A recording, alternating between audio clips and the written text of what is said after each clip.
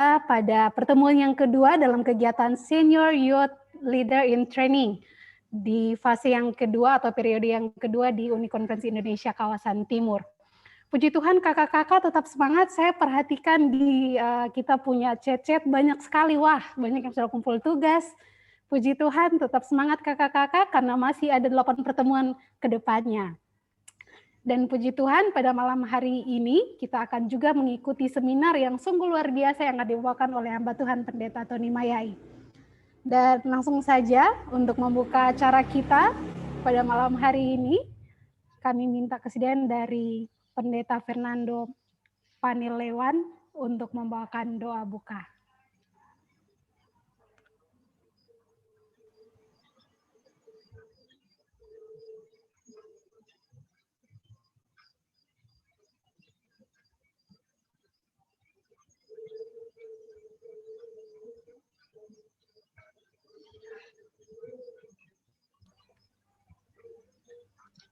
Baik, kami ulangi, doa buka akan dibawakan oleh Pendeta Fernando. Ada Pendeta Fernando?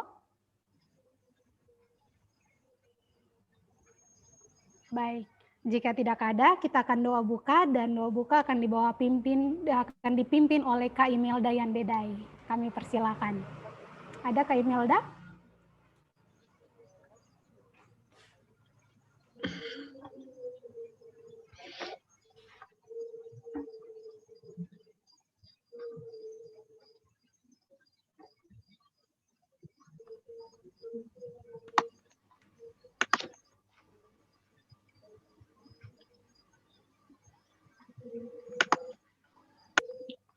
Boleh di-unmute, Kak. Mari kita berdoa. Bapa kami dalam kerajaan surga, puji syukur berlimpah terima kasih karena berkat perlindungan Tuhan yang berlaku di kehidupan kami. Hingga pada malam hari ini, kami telah dipertemukan kembali untuk mengikuti kegiatan SYL. Kiranya Tuhan memberikan jaringan yang baik bagi kami semua. Berkati Pendeta Tony Mayai yang akan membawakan materi pada malam hari ini. Kiranya materi ini boleh menjadi berkat dan pedoman bagi kami di dalam pelayanan kami. Ini doa dan harapan kami ya Bapa, di dalam nama Tuhan Yesus kami sudah berdoa. Amin.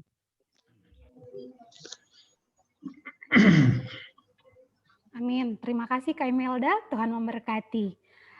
Saat ini kita akan mengikuti perkenalan pembicara kita pada malam hari ini dan akan diperkenalkan oleh panitia. Kami persilakan.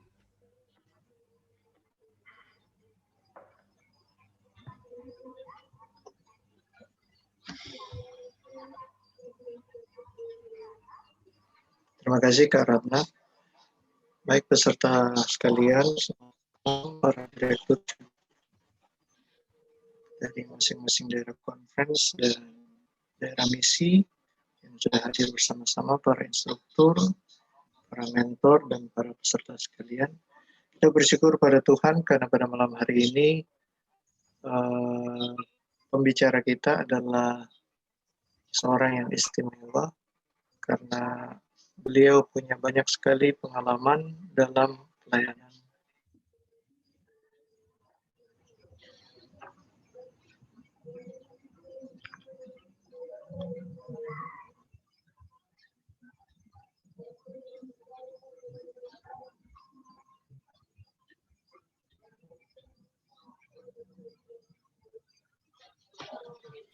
Karoli. Halo, Karoli.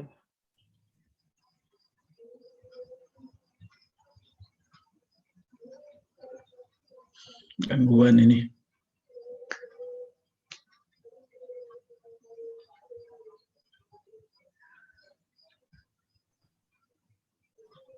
Di malam hari ini kita punya pembicara yang luar biasa, hebat, saudara. Karoli, silakan lanjutkan.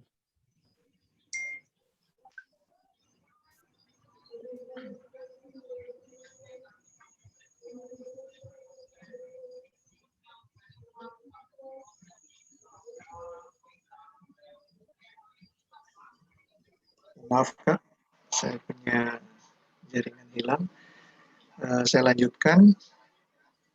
Pendeta Tony Mayai menikah dengan seorang istri bernama Ibu Ellen Repasi, dan Tuhan sudah mempercayakan anak-anak kepada keluarga yang Tuhan berkati ini, yaitu Heidi Lavinia Mayai, sementara berkuliah, kemudian Ramses Desire Mayai, sekarang di kelas 5 SD. Demikian perkenalan untuk pembicara kita pada malam hari ini.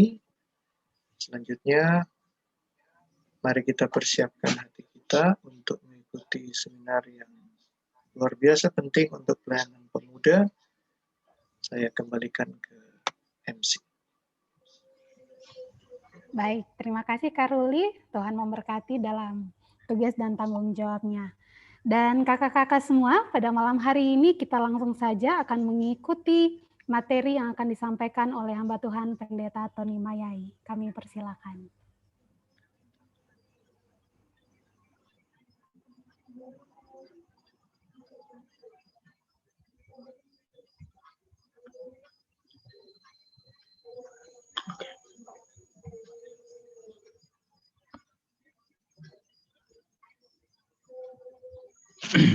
Karuli bisa lihat?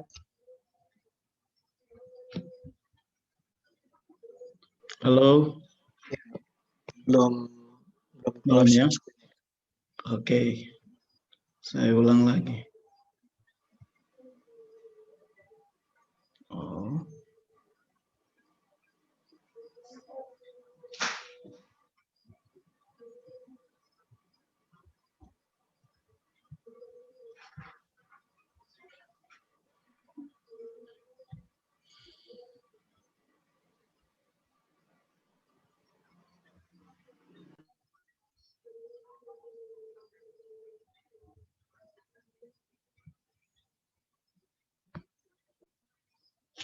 Kak Ratna bisa lihat? Belum Kak. Oh, sorry. Saya ulang lagi. Oke. Oke.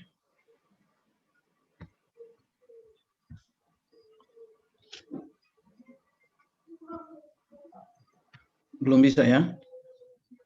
Pastor coba tutup close dulu dia punya aplikasi baru buka lagi. Tutup materinya kah? Iya, nanti baru dibuka lagi. Setelah dibuka baru di share screen. Baik.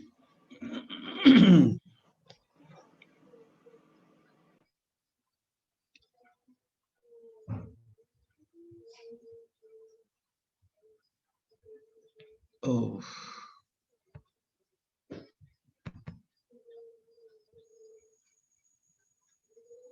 Oke.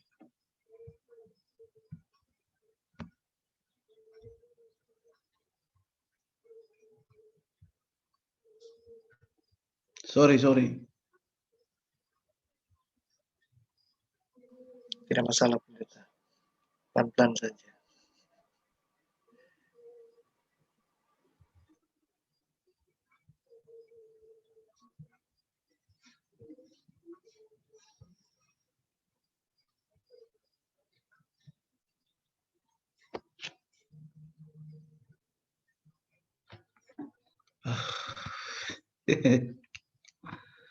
Maaf. Oh. Seperti langkah tadi, Pendeta. Tadi kan sudah jadi.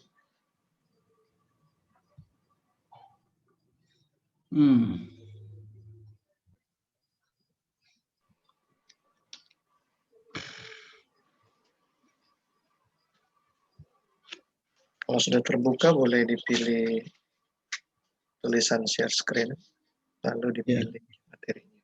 Sorry. Teman-teman, mohon kesabaran ya. Baik Kak Ben.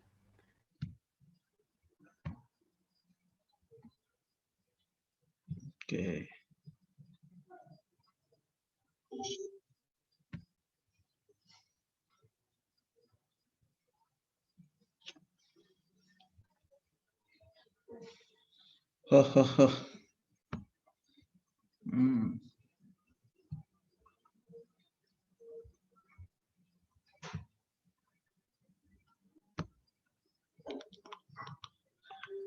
Start window, select file. Dia bilang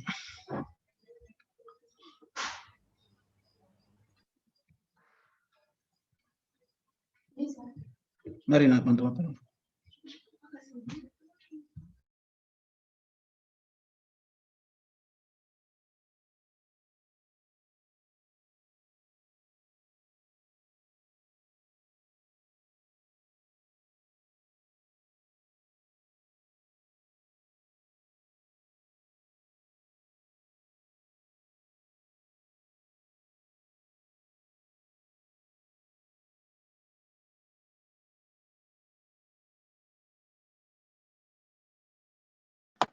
Oke, pendeta, sudah kelihatan.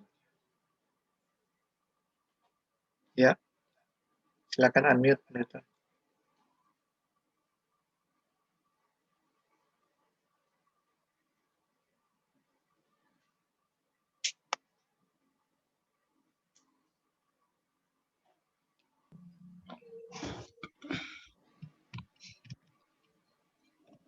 Ini tidak jalan ini. Nah.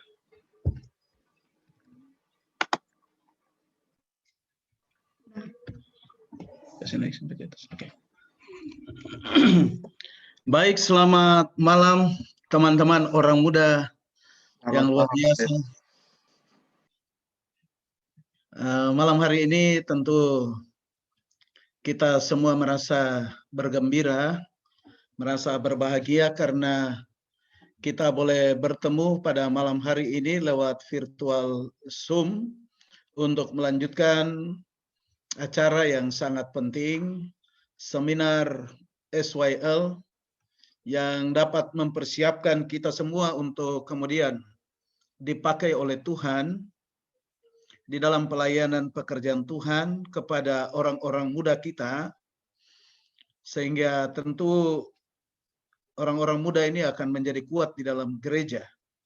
Pada kesempatan yang indah dan bahagia ini kami ucapkan banyak terima kasih kepada panitia, dalam hal ini Kak Jem, tentunya juga dengan Kak Muntu, Kak Ruli, yang telah memberikan kesempatan bagi kami untuk mengambil bagian pada malam hari ini, memberikan materi yang sangat baik bagi kita semua. Rekan-rekan orang-orang muda senior atau calon-calon pemimpin, acara ini adalah acara yang sangat penting bagi kita semua, sehingga secara pribadi ketika melihat materi ini, saya secara pribadi merasa diberkati. Nah, itulah sebabnya saya berani katakan teman-teman yang mengikuti acara ini tidak rugi, karena ini kesempatan yang langka untuk kita dibimbing lebih baik lagi untuk menjadi seorang partisipan di dalam menyumbangkan talenta-talenta kita untuk menopang pekerjaan Tuhan di bidang kepemudaan. Materi kita pada malam hari ini, materi yang ketiga, dengan judul isu-isu saat ini, perlunya pelayanan khusus orang-orang muda.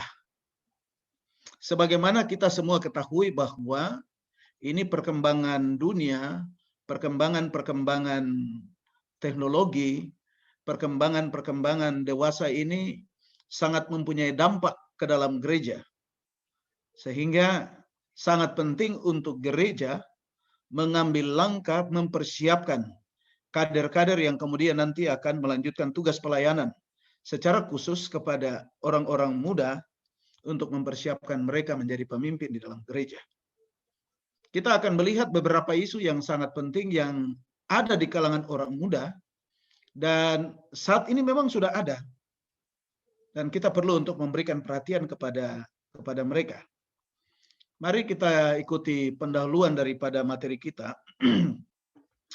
Pelayanan orang muda hari ini tidak akan pernah sama seperti kemarin. Saya secara pribadi merasakan itu.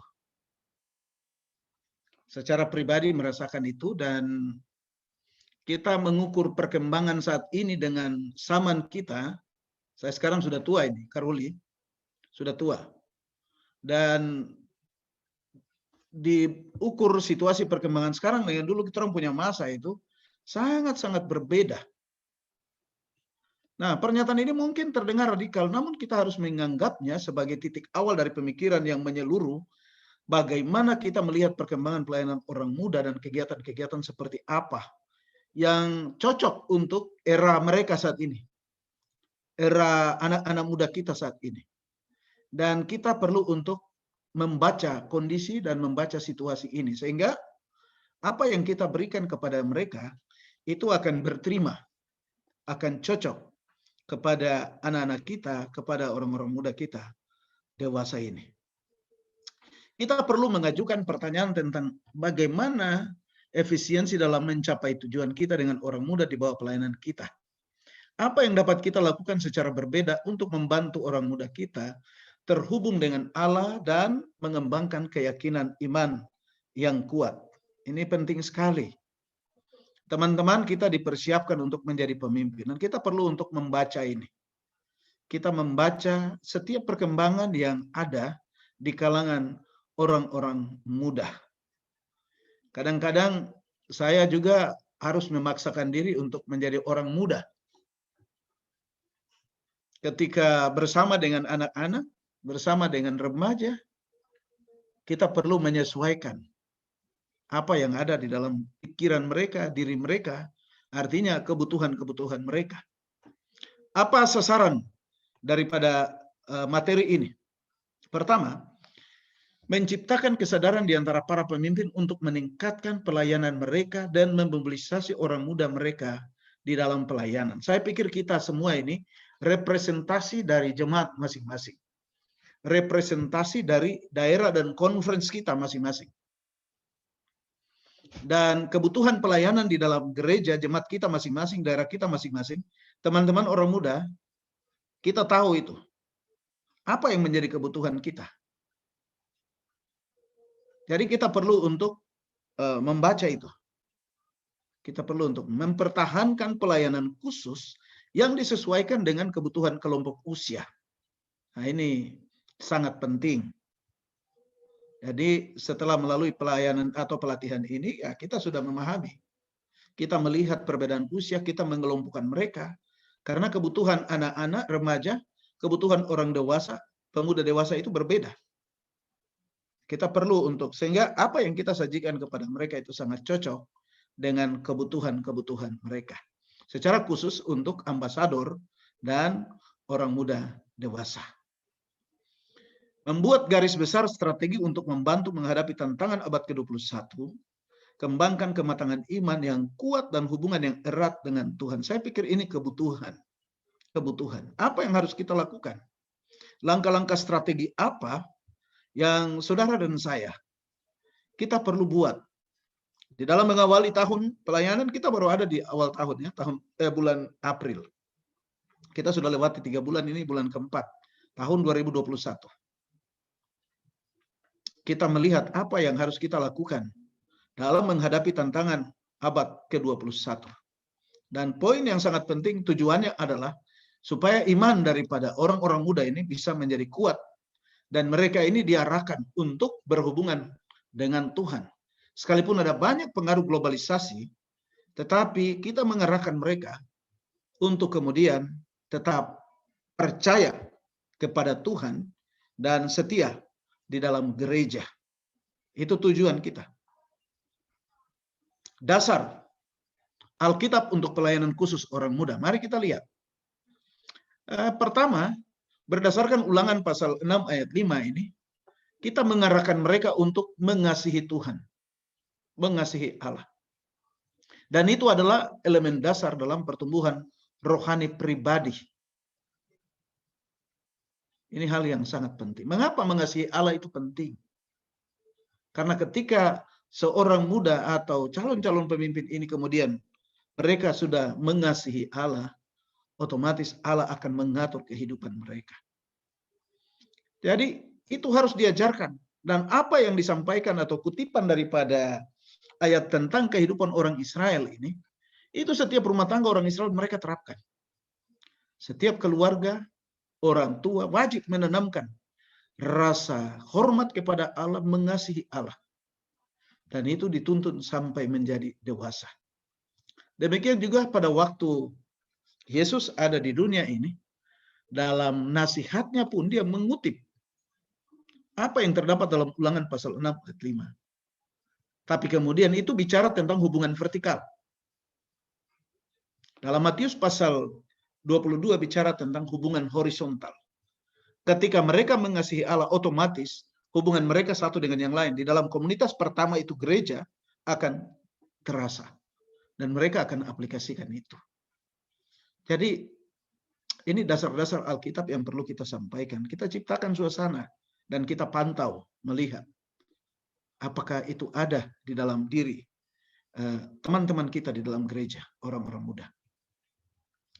Unsur kedua, kita boleh lihat gambarannya itu, bagaimana komunitas orang-orang muda memiliki hubungan yang erat di dalam gereja. 1 Korintus 12 ayat 12-26 ini gambaran tentang tubuh. Rasul Paulus menekankan pentingnya nilai dari setiap bagian tubuh manusia, menggambarkan gereja sebagai tubuh Kristus. Jadi bagaimana keragaman tubuh kita, bahwa semua anggota tubuh kita, mata punya fungsi, telinga punya fungsi, tangan punya fungsi, sehingga tidak ada yang perlu untuk mengatakan saya lebih daripada yang lain. Tetapi bagaimana mereka diarahkan untuk memiliki rasa kekeluargaan di dalam gereja itu. Toleransi satu dengan yang lain, saling menghargai. Saya pikir jemaat, di dalam jemaat kita, kalau 1 Korintus 12 ayat 12-26 sudah dipahami, tentu mereka akan saling menghargai potensi satu dengan yang lain. Sehingga tidak ada yang harus diprioritaskan. Nah, kita ini adalah calon-calon pemimpin. Kita perlu untuk membaca itu. Semua punya potensi. Sehingga tidak ada yang harus dianakmaskan di sini, di dalam gereja. Kita melihat yang tidak sanggup, kita arahkan mereka. Sehingga mereka juga rasa bahwa mereka punya kesanggupan, kapasitas, kapabilitas yang Tuhan berikan kepada mereka. Pelayanan khusus kepada orang muda. Kepemimpinan gereja Advent ini ada contoh. Mari kita coba lihat. Ini kepemimpinan gereja Advent di Amerika Utara telah muncul dengan penelitian yang dilakukan oleh satu grup yang namanya Barna. Nah, ini perlu untuk menjadi pertimbangan kita. Ada temuan. Ini dia. Mereka memperkirakan bahwa 80% dari mereka yang dibesarkan di gereja akan keluar pada saat mereka berusia 29 tahun. Ini hasil kajian, hasil analisa. Sehingga kita perlu lihat dan ambil langkah. Kalau di sana seperti itu, apakah mungkin karena negara maju, perkembangan-perkembangan di sana? Tapi saya pikir teman-teman orang muda, sekarang ini satu kali klik kita sudah bisa lihat orang di Amerika. Kita sudah bisa lihat apa yang mereka lakukan di sana. Kita bisa jalan-jalan ke dunia dalam satu kali klik. Sehingga apa yang saya mau sampaikan di sini adalah bahwa hasil kajian yang ada di Amerika Utara ini kita boleh dapat di sini karena perkembangan teknologi. Sehingga apa yang harus kita buat untuk menjaga orang-orang muda yang ada di dalam gereja. Sehingga jangan sampai ini terjadi untuk kita. Memang divisi kita berkaca ke Amerika Utara karena di sana mereka termasuk divisi yang sangat besar dan sangat maju. Dan apa yang mereka buat di sana, yaitu menjadi tolok ukur bagi kita untuk melihat. Kita melihat bersama-sama bahwa penelitian ini adalah fakta yang benar dan kita perlu untuk mengantisipasi. Bisa saja itu masuk ke unit kita, ke daerah kita, ke gereja kita, ke jemaat kita. Ya. Kita perlu untuk mengantisipasi. Bagaimana kita dapat membuat pelayanan orang muda lebih relevan bagi orang muda kita sekarang ini? Ya, ini memang tantangan yang kita perlu untuk baca dan kita lihat apa yang kita perlu sajikan kepada mereka. Satu, menjawab kebutuhan-kebutuhan yang dinyatakan orang muda di lingkungan mereka sendiri dan menanggapi mereka sebagaimana adanya. Dan yang kedua, melibatkan mereka dalam persekutuan gereja untuk menjadi komunitas Kristen yang peduli. Ini dua hal yang sangat kena dan cocok dengan kebutuhan kita. Perkembangan terkini yang sekarang. Pertama itu, kita perlu menjawab kebutuhan yang dinyatakan orang muda di lingkungan gereja sendiri dan menanggapi mereka sebagaimana adanya. Nah, kita harus jujur, teman-teman orang muda, apakah mungkin oleh karena perbedaan usia, sehingga kadang-kadang sampai sekarang ini, jemaat masih berpikir bahwa orang-orang muda, tidak ada pengalaman, mereka masih tua-tua, jemaat masih berpikir seperti itu. Kadang mungkin pendeta juga seperti itu. Tetapi mari kita sama-sama membuka diri. Ketika mereka konsultasi, mereka minta counseling, kita perlu menanggapi. So, kalau kita tidak tanggapi di dalam gereja, maka mereka akan cari counseling keluar. Kalau mereka rasa nyaman di luar, maka kita akan kehilangan mereka.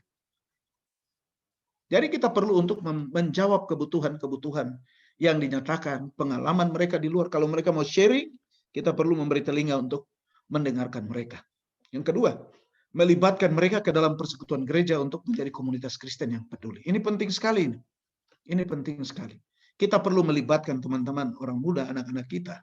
Jadikan gereja sebagai pusat pelatihan. Gereja sebagai tempat di mana mereka latih. Kita memberikan kesempatan untuk mereka. Pertimbangkan keluhan-keluhan kaum milenial dan penuhi semua keluhan itu secara terbuka. Ini penting sekali. Keluhan-keluhan ini menyatakan bahwa, ini, kita perlu pertimbangkan ya teman-teman. Kita perlu pertimbangkan apa yang mereka sampaikan. Apa keluhan mereka? Menyatakan bahwa gereja tidak toleran terhadap keraguan.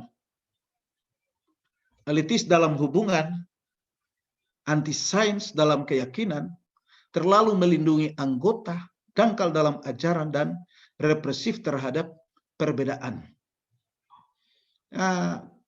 Kalau ada hal-hal seperti ini, ya kita perlu untuk introspeksi. Kita perlu introspeksi dan mengimbangi. Kita perlu mengimbangi karena kita ada di dalam era yang sangat maju, perkembangan yang sangat maju.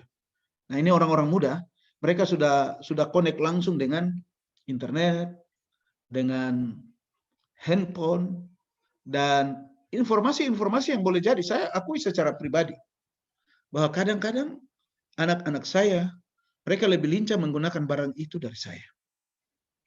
Tetapi kita juga perlu protektif untuk mereka, menjaga mereka. Nah, terkait dengan kita punya pelayanan kepada orang-orang muda, kita perlu mempertimbangkan. Kalau ada hal yang mereka sampaikan, dan itu secara terbuka, kita perlu untuk terbuka dengan mereka. Kalau ada kritik yang mereka sampaikan, kita perlu terima dengan baik. Tapi kita mempertimbangkan, menjawab dengan baik, sehingga mereka juga bisa terima.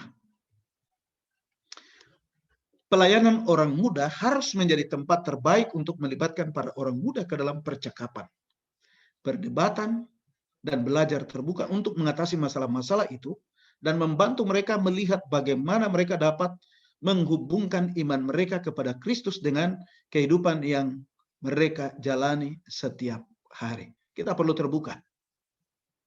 Kalau ada perdebatan, mereka bertanya, kita diskusi.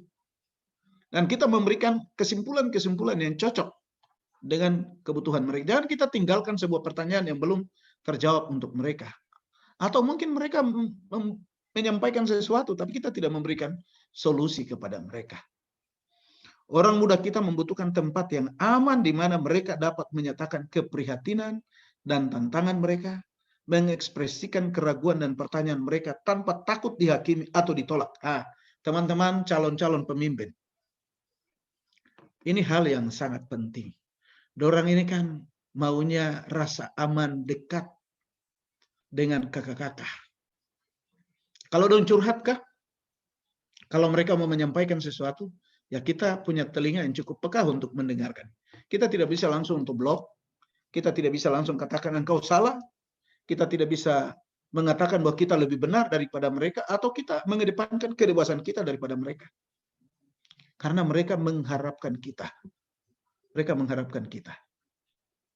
Perlu untuk memberikan hati kepada mereka. Sekali lagi, kalau kita tidak dengar, bisa saja orang lain yang dengar untuk mereka. Nyonya White dalam buku Pendidikan dia mengatakan demikian. Setiap manusia diciptakan menurut gambar Allah, diberkati dengan kekuatan yang serupa dengan pencipta. Ini hal yang sangat luar biasa. Secara perorangan, kekuatan untuk berpikir dan bertindak, Orang-orang di mana kekuatan ini dikembangkan adalah orang-orang yang memikul tanggung jawab para pemimpin dalam perusahaan dan yang mempengaruhi karakter. Jadi poin pertama adalah bahwa saudara dan saya, anak-anak kita, orang-orang muda, siapapun dia, kita ini diberikan kapasitas yang sangat luar biasa. Kita beda dengan ciptaan Tuhan yang lain. Kita beda. Dan Alkitab mengatakan dalam Kejadian pasal 1 ayat 26 dan 27 mengatakan, baiklah kita menjadikan manusia menurut gambar dan rupa kita. Kita di situ siapa? Allah Bapa, Allah Anak, dan Allah Roh Kudus. Artinya bahwa kesanggupan analisa, kesanggupan berpikir, kita diberikan oleh Tuhan. Dan Pendeta Ilham mengatakan ini adalah karya pendidikan sejati untuk mengembangkan kekuatan ini. Melatih para pemuda untuk menjadi pemikir dan bukan sekedar reflektor pemikiran pria lain. Jadi mereka sendiri menganalisa, mereka berpikir, mereka kaji, kemudian mereka refleksikan apa yang mereka analisa, mereka pikirkan. Jadi paling tidak dalam bahasa modern, mereka menjadi kontributor sebuah ide. Mereka tidak fotokopi atau copy paste, tidak. Tapi ada sumbangsi yang mereka berikan untuk gereja. Kenapa? Karena tadi Tuhan sudah ciptakan kita dengan kesanggupan-kesanggupan itu. Sehingga tugas kita adalah kita menyampaikan kepada mereka, "Dong bisa, mereka bisa, kamu bisa, kamu bisa." Dan itu harus ada di dalam gereja. Penting bahwa para pemimpin orang muda tidak membatasi diri mereka pada cara yang unik dalam melakukan pelayanan, tetapi mengeksplorasi berbagai cara dan pendekatan yang berbeda yang lebih disesuaikan dengan generasi milenial. Teman-teman, saya pikir ini sangat relevan. Di masa kami berbeda dengan sekarang. Dulu kita orang remaja, kita orang pemuda, pendekatan-pendekatan yang orang tua berikan kepada kita, itu sesuai dengan konteks masa zaman waktu itu. Tapi sekarang berbeda. Sekarang berbeda. Sehingga sebagai pemimpin orang muda, tidak bisa membatasi diri dengan cara. Tapi kita memberikan sesuatu, menyesuaikan dengan apa yang, atau perkembangan sekarang ini. Tetapi tentu yang positif-positif ya, untuk teman-teman orang muda kita, anak-anak muda di dalam gereja. Mereka perlu memahami karakteristik dari generasi epik ini dan bersaksi sesuai dengan generasi. Apa itu epik? Nanti kita akan lihat bersama-sama. Hari kita masuk, kita lihat. Epik itu singkatan dari ini. Ini mereka generasi yang suka mencoba. Mereka suka untuk mengembangkan, mengedepankan apa yang mereka sudah alami. Jadi E itu experiential atau pengalaman. Kaum milenial mencari pengalaman dalam pembelajaran mereka. Mereka tidak mencari pembicara dipoles dan yang dipoles dan profesional. Ini kelebihan ini. Mereka suka mencoba. Sehingga kadang kita dengar itu ada orang-orang yang hebat. Dia tidak mengikuti kursus, dia tidak ikut kelas, dia tidak ikut kuliah khusus. Tapi dia cuma pakai sistem otodidak. Dia baca, dia lihat di internet, dia lihat di YouTube apa yang bisa dia buat. Dan dia sanggup. Walaupun dia tidak sekolah khusus itu. Dan ini kita sudah ada pada zaman itu. Jadi, pengalaman-pengalaman mereka itu kita bisa akomodir. Kita bisa akomodir di dalam gereja. Kemudian, P itu adalah partisipatori. Partisipasi. Ketika kaum milenial dapat melihat bagaimana tindakan mereka mempengaruhi hasil, mereka menjadi bersemangat dan termotivasi untuk membuat hasilnya menjadi lebih baik. Ya, kita perlu terbuka. Kita terima. Tapi tetap kita proteksi. Kalau ada ide, dia memberikan saran terkait dengan temuan atau apa yang dia dapati, ya kita terima. Kita tidak boleh membatasi, kita tidak boleh katakan bahwa saya lebih benar dari Anda. Kita terima mereka. Ya, keterangan tadi bilang, mereka akan lebih semangat, termotivasi, karena hasil temuannya atau kontribusi yang disumbangkannya kepada gereja itu diterima dengan baik. Dan I-nya adalah image rich, banyak gambar. Dan saya melihat teman-teman orang muda, anak-anak, remaja, sekarang ini mereka luar biasa. Saya kasih contoh, teman-teman. Kita orang bikin materi PowerPoint, kadang kita lurus-lurus saja. Tapi anak-anak kita, teman-teman orang-orang muda yang masih remaja dan lain-lain, mereka suka bikin variasi-variasi. Dan itu memang sudah seperti itu. Kita harus akui. Saya secara pribadi harus akui bahwa ini orang-orang muda adalah orang hebat. Tuhan berikan mereka kesanggupan. Jadi, perhatian khusus harus diberikan kepada tren yang telah menjadi bagian penting dari gaya hidup milenial. Sebagai pemimpin, jika kita tidak berada pada media sosial, kita kehilangan koneksi dengan generasi terbesar di komunitas saat ini. Nah, memang kadang-kadang kita orang yang sudah tua-tua ini dituntut juga untuk harus mengikuti perkembangan itu. Tetapi demi untuk orang-orang muda, maka kita perlu ada. Sehingga terima kasih, karena fasilitas ini adalah sebuah contoh. Dulu tidak pernah kita orang muncul-muncul seperti ini, menggunakan alat ini untuk orang bisa saling bertemu. Nah, gereja difungsikan untuk kita melihat potensi-potensi daripada anak-anak kita. Jadi kita proteksi mereka, menjaga mereka. Kalau mereka tawarkan sesuatu, mengusulkan sesuatu, oke, silakan. Tapi tetap kita mengontrol mereka, menggunakan karya-karya mereka. Dan C adalah connected, terhubung. Dengan telepon seluler mereka memiliki koneksi langsung dengan dunia di sekitar kita dan lingkaran teman-teman mereka. Generasi-generasi ini memahami kekuatan koneksi yang sangat besar. Mereka tahu bahwa dengan satu tweet atau satu snapshot, mereka bisa menjadi viral. Apapun yang mereka katakan atau lakukan dapat dilihat oleh jutaan orang di seluruh dunia. Saya pikir ini sudah saatnya. Sudah saatnya dan gereja perlu untuk memberikan ruang. Ada banyak jemaat yang mereka gunakan fasilitas-fasilitas ini untuk menginjil. Kalau kita bisa arahkan orang-orang muda, anak-anak kita, untuk kemudian mereka gunakan fasilitas ini, kesanggupan-kesanggupan ini, untuk menjangkau teman-teman yang lebih baik untuk penginjilan, kita bisa manfaatkan. Pelayanan khusus orang muda yang terpadu atau terpisah. Kita harus dengan sengaja mengintegrasikan semua kelompok dalam keluarga gereja kita. Saudara-saudara, teman-teman, sebagai calon-calon pemimpin, kita perlu mengintegrasikan kelompok dalam keluarga. Jadikan gereja itu sebagai sarana di mana umat-umat Tuhan itu menjadi satu keluarga. Mereka tidak saling membedakan satu dengan yang lain. Dan kata keluarga sangat penting dalam pemahaman kita tentang iman Kristen. Sebagai sebuah keluarga, fokusnya harus ada pengembangan hubungan yang sehat di antara generasi yang berbeda yang tergabung dalam komunitas kita. Kita ingat ya teman-teman, dalam jemaat ada orang tua, ada orang muda. Kita bicara tentang majelis jemaat, komite jemaat. Ada orang yang sudah tua, diakomodir untuk masuk. Tapi juga ada orang-orang muda yang ada di dalam komite. Kita sama-sama punya pola pikir yang berbeda, tapi Tuhan mau pakai kita semua. Sehingga sekarang jemaat-jemaat, ada ketua yang membidangi orang-orang muda, ada ketua yang membidangi administrasi, dia lebih senior, dan ada tanggung jawab. Kita tidak melihat dari faktor usia, apakah dia itu orang muda. Tapi kalau dia sudah dewasa dalam pola pikir, ada jabatan-jabatan penting yang kita bisa berikan.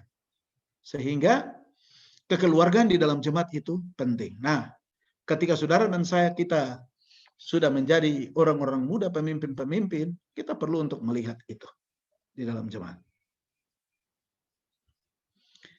Sangat mendesak bagi para pemimpin kita untuk berdoa dan mencari bimbingan Allah dalam usaha menciptakan jembatan antara orang muda dan orang dewasa yang akan membantu meneruskan pengalaman, pengetahuan, dan keaslian.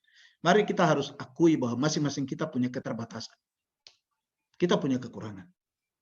Dan sebagai pemimpin-pemimpin kita berdoa mencari tuntunan Tuhan. Kenapa? Karena kita mau menjembatani dua atau beberapa perbedaan usia yang ada di dalam gereja. Dan pengalaman-pengalaman yang sangat berbeda. Orang berdoa sama-sama supaya Tuhan memberikan hikmat bagaimana orang sebagai pemimpin di dalam gereja mengarahkan, mengatur, menghubungkan perbedaan usia. Kita harus melalui dialog antar generasi yang otentik. Memberi mereka ruang untuk mengekspresikan kreativitas dan memfasilitasi akses pada posisi kepemimpinan dalam komunitas dengan tindakan yang berarti.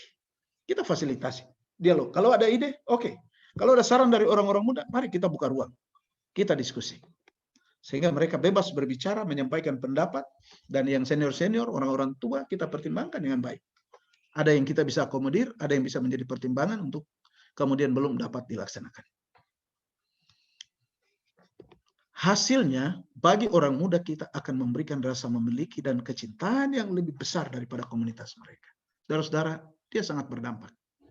Yang penting poinnya tadi, kita memberikan ruang, kita memfasilitasi, kita mendekati mereka. Orang akan senang, orang akan senang, dan orang akan menghargai, dan mereka akan tetap mencintai gereja, mengambil bagian secara efektif dalam penginjilan. Perintah agung ini bicara tentang penginjilan. Orang-orang muda akan dapat dilibatkan. Kita melihat Gospel Workers, kutipan yang ditulis oleh Nyonya White. Dalam tujuan agar pekerjaan itu dapat maju di semua cabangnya, Allah memanggil orang-orang muda yang bertenaga, bersemangat, dan berani. Dia telah memilih orang muda untuk membantu dalam kemajuan pekerjaannya, untuk berencana dengan pikiran jernih dan memutuskan dengan tantangan yang berani. Jadi orang-orang muda, Nyonya White bilang mereka punya potensi. Dan Allah memberkati mereka. Para orang muda laki-laki dan perempuan diundang untuk memberikan kepada Allah kekuatan masa muda mereka, bahwa melalui kekuatan mereka, melalui pemikiran yang tajam dan tenaga yang kuat, mereka dapat membawa kemuliaan kepadanya dan keselamatan bagi rekan-rekan mereka. Teman-teman, ini luar biasa kutipan ini. Tuhan Allah memperhitungkan kekuatan dalam diri orang-orang muda. Kalau Tuhan memperhitungkan mereka, sebagai pemimpin-pemimpin, kita juga perlu mengakomodir mereka, memperhitungkan mereka.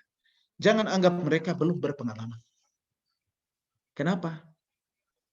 Saya ingat dulu ada slogan kami dulu waktu masih masa muda, tahun 88, 89, pada waktu kegiatan Kampore Pathfinder pertama di Tanah Papua. Pada masa itu saya dilantik menjadi Master Guide.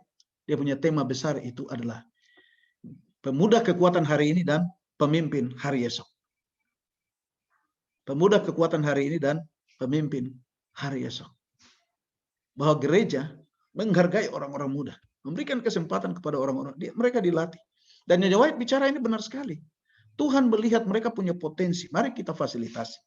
Kita berikan kesempatan kepada mereka. Yang kelima, area untuk membantu orang muda dewasa tetap terhubung dengan komunitasnya. Mari kita lihat. Kita beri ruang untuk hubungan yang berarti, ajarkan kekayaan budaya, kita berikan. Kemudian jadikan pendampingan terbalik sebagai prioritas, rangkul potensi ke arah pemuridan. Dan yang berikut, memfasilitasi hubungan mereka dengan Yesus. Beri ruang untuk hubungan yang lebih berarti. Kita berikan kesempatan. Ajarkan kekayaan budaya. Saya pikir kita di Indonesia Timur, bahkan Indonesia, kita punya budaya-budaya. Ya, ini pendekatan kontekstual untuk penginjilan. Kita memberikan pendampingan terbalik sebagai prioritas. Tolong mereka, dampingi mereka. Rangkul mereka dengan mereka punya potensi untuk penginjilan. Kaum muda harus lebih sering terlibat dalam kegiatan antar generasi yang sengaja dibuat inklusif dan partisipasif. Kita perlu untuk melibatkan mereka sama-sama. Sebab kalau tidak, nanti dong cari komunitas. Nah, ini gereja sekali lagi sebagai tempat di mana kita mengumpulkan mereka. Kegiatan-kegiatan. Kita bersyukur kepada gereja kita. Ini oleh karena pandemi COVID-19, orang belum baku dapa atau bertemu di dalam acara-acara camping ini. Acara-acara perkemahan sudah lama ini. Orang berdoa sama-sama sehingga COVID ini bisa berangkat. Dia bisa pergi tinggalkan dunia ini. Tuhan berkati sehingga kita mempertemukan mereka di dalam wadah-wadah yang lebih besar dalam event-event kegiatan. Selalu ingat kebutuhan penting orang muda dalam perencanaan strategis Anda. Nah, teman-teman, di dalam menyusun program kerja di jemaat, ingat, kalau Anda ketua PA, Anda majelis, ingat, sarankan dan memberikan ide-ide yang baik. Sehingga dalam 1 tahun program kerja gereja, kita tidak lupa ada orang-orang muda di dalam. Perdayakan mereka dan temui mereka di mana mereka berada. dalam hal masalah pribadi dan pertumbuhan rohani mereka. Pemimpin-pemimpin, mari kita peka untuk mereka. Kita peka untuk orang-orang muda. Ciptakan peluang untuk memobilisasi keterampilan mereka dalam proyek-proyek yang bermanfaat bagi komunitas lokal mereka maupun di luar negeri. Nah, kita lihat mereka punya potensi, keterampilan. Kalau bisa difasilitasi, kalau ada orang-orang muda yang mungkin diberkati Tuhan punya pekerjaan yang baik, melihat potensi, libatkan supaya perpuluhan itu masuk. Sebab kalau tidak, nanti ada banyak kebutuhan gereja yang tidak terpenuhi karena kita belum mengakomodir mereka. Bantu mereka, lihat potensi-potensi yang ada. Mendorong interaksi antara generasi, itu akan membantu menciptakan sinergi, saling memperkaya dan persekutuan rohani. Nah, sekali lagi kita buka interaksi antara generasi-generasi ini, supaya terjadi persekutuan rohani di dalam gereja. Jangan sampai ada gap antara orang yang lebih tua dengan orang-orang muda. Atau jangan sampai ini kelompok ini sendiri, kelompok sana sendiri. Tapi kalau boleh, itu interaksi antara generasi atau hubungan sosial di dalam gereja itu akan terlihat di dalam jemaat. Ada 3 bidang positif yang perlu diketahui dalam belajar. Pertama, hubungan intergenerasi. Bagi sebagian besar responden, hubungan dengan gereja ditentukan oleh hubungan mereka dengan anggota yang lebih tua. Ini kita perlu melihat hubungan antar generasi. Ya, sekali lagi tadi kita sudah singgung ya. Di dalam gereja itu ada orang tua, orang muda, remaja, anak-anak. Nah, kita menciptakan kebersamaan di dalam gereja kita. Yang kedua, pengampunan dan penerimaan. Tidak ada yang mendorong orang muda dan orang muda dewasa keluar dari gereja lebih cepat daripada penolakan. Dan tidak ada yang lebih menarik mereka lebih cepat daripada penerimaan. Jadi, kalau ada masalah-masalah, kalau mereka buat salah, kita jangan langsung mungkin strict, kasar. Tapi kita mengampuni mereka, menerima mereka, memaafkan mereka. Melihat bahwa saya pernah, kalau kita bicara kalau kita ini kan calon pemimpin. Kita pernah jadi orang muda, kita pernah buat kesalahan. Kalau kita temui ada anak-anak kita, orang-orang muda yang buat kesalahan, kita perlu maafkan. Rangkul mereka. Sehingga jangan mereka keluar. Tidak ada yang mendorong orang muda dan orang muda dewasa keluar dari gereja lebih cepat daripada penolakan. Gereja itu tempat mereka datang sharing. Anda adalah counselor. Kita adalah counselor untuk mereka. Ingat bahwa kita pernah buat kesalahan di dalam gereja. Kita pernah jatuh. Dan kalau kita hadapi itu, kita harus peka untuk hal itu. 3. Dasar untuk berbagi. Ada kuasa dalam mengalami kasih dan kekuatan Tuhan. Ada kuasa dalam membagikan pengalaman itu dengan orang lain. Dan ada kuasa dalam mendengar kisah pertemuan orang lain dengan Allah. Poin pertama dia bilang apa? Ada kuasa dalam mengalami kasih dan kekuatan Tuhan.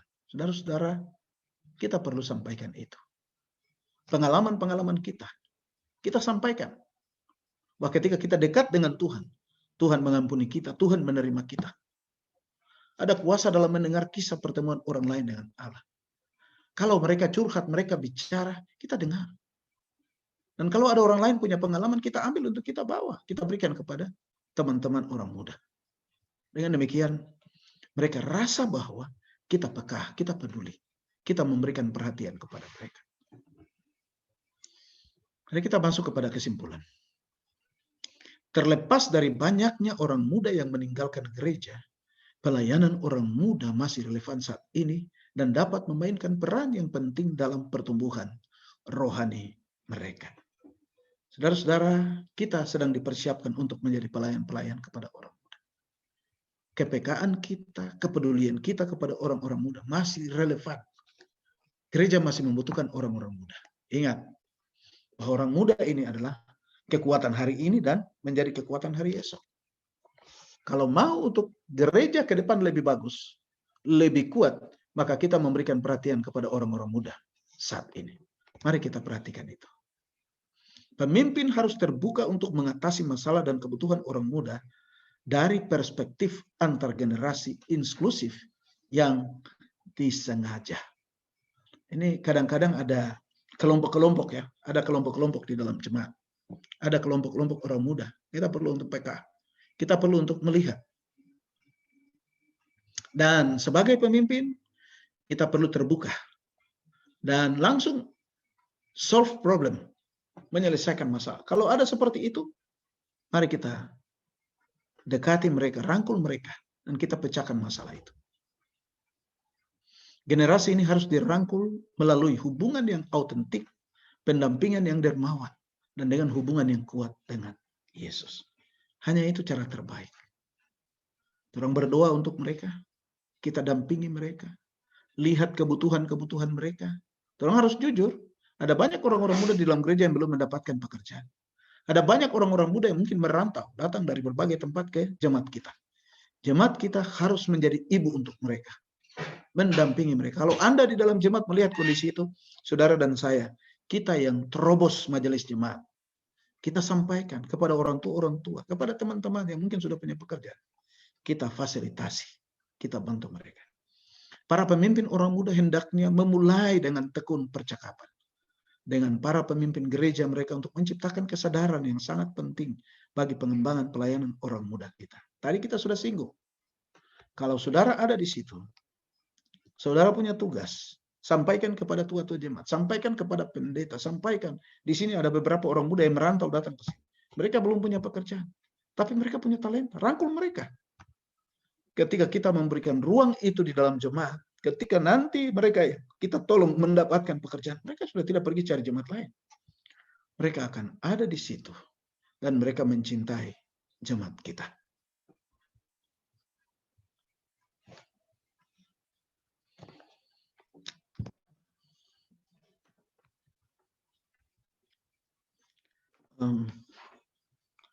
Saya belum bisa baca ini, ada satu.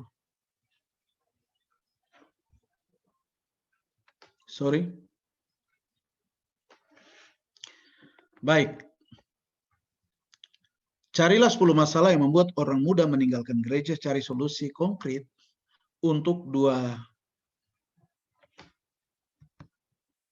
hal yang terbesar ini. Kemudian itu secara individu, kelompok diskusikan bagaimana pemimpin pelayanan orang muda dapat melibatkan orang muda mereka dalam berhubungan dengan orang muda lain di seluruh dunia menggunakan media sosial untuk mempengaruhi penginjilan.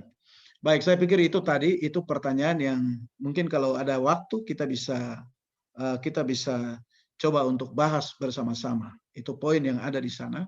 Pertama secara individu, kemudian secara kelompok. Teman-teman orang muda yang Yesus kasihi, calon-calon pemimpin, senior leader, inilah kita punya materi pada malam hari ini yang kiranya boleh menjadi berkat bagi teman-teman semua, bagi kita, bagi saya secara pribadi untuk melihat bahwa ada banyak orang-orang muda di dalam gereja yang membutuhkan pendampingan, membutuhkan perhatian, membutuhkan dorongan, membutuhkan motivasi, membutuhkan kepekaan hati dari saya dan juga dari saudara-saudara semua. Kiranya Tuhan tolong kita, Tuhan memampukan kita untuk kemudian menjadi pemimpin-pemimpin yang baik, pemimpin-pemimpin yang peka kepada anak-anak muda kita di dalam jemaat Tuhan. Sekali lagi, Tuhan memberkati kita. Amin.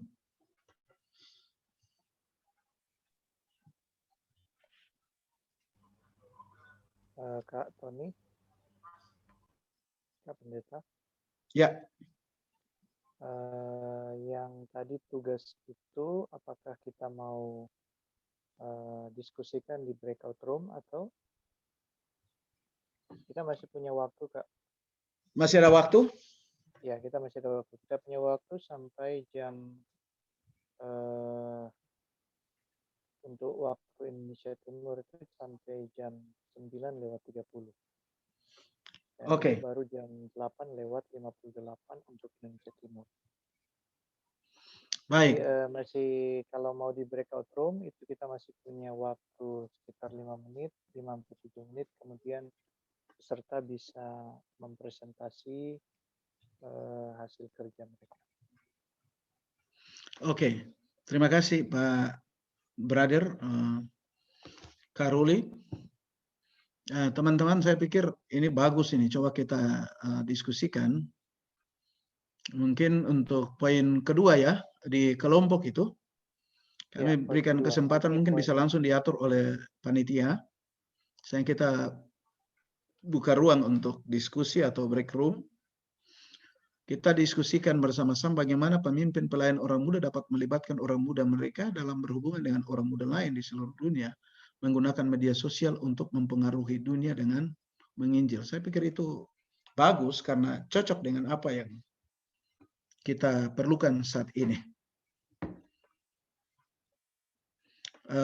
Kita berikan contoh, sekarang kita sedang ada di dalam perkembangan itu, dan berapa KKR atau seminar-seminar yang kita lakukan, kita bisa langsung berhubungan dengan orang di luar negeri sana.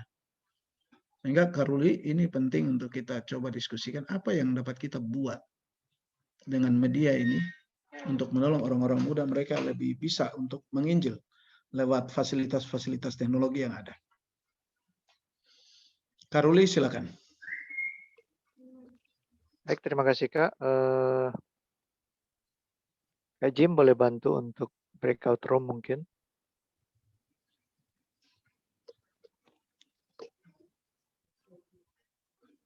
Baik ya Kakak, kita akan dibagi ke dalam 10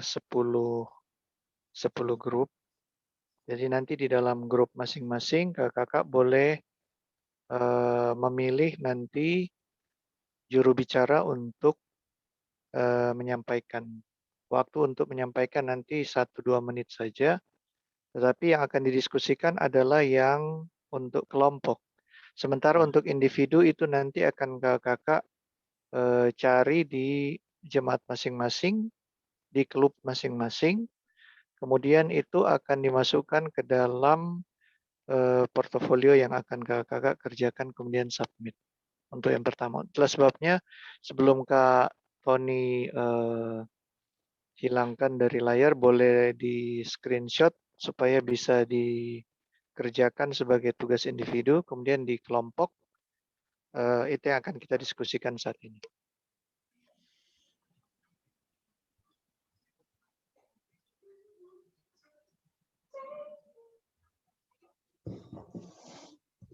Baik, kita akan masuk dalam kelompok masing-masing. Kakak silakan memilih kelompok yang akan kakak masuk. Ya, disilakan Kak.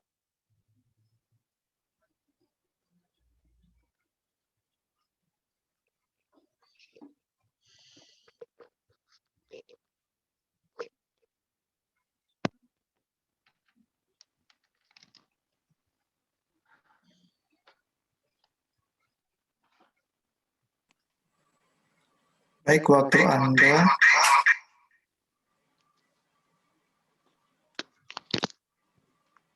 Waktu Anda 5 menit dari sekarang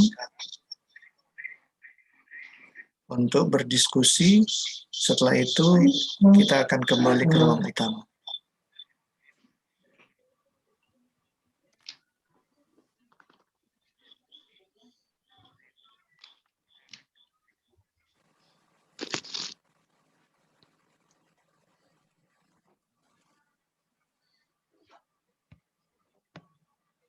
Kakak silakan klik join di layar Anda sehingga Anda bisa bergabung ke breakout room atau ruangan yang di mana Anda diundang. Waktunya sekali lagi 5 menit ke depan. Silakan pilih siapa ketua kelompok, kemudian juru bicara.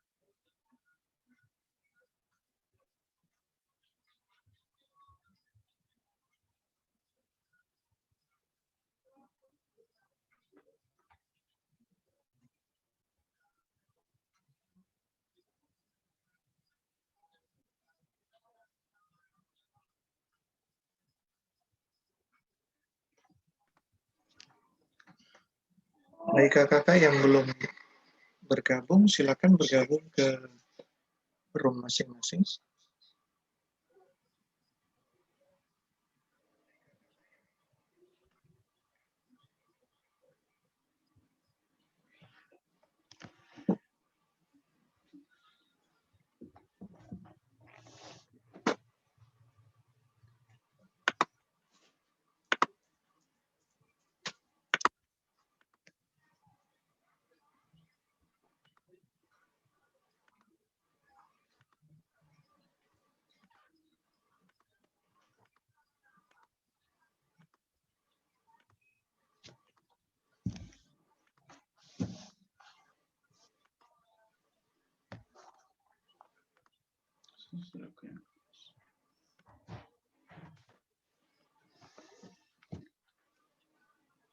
Silakan mengklik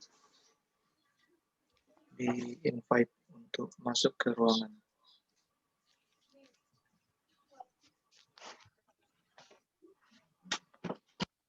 Supaya Anda jangan ketinggalan di luar.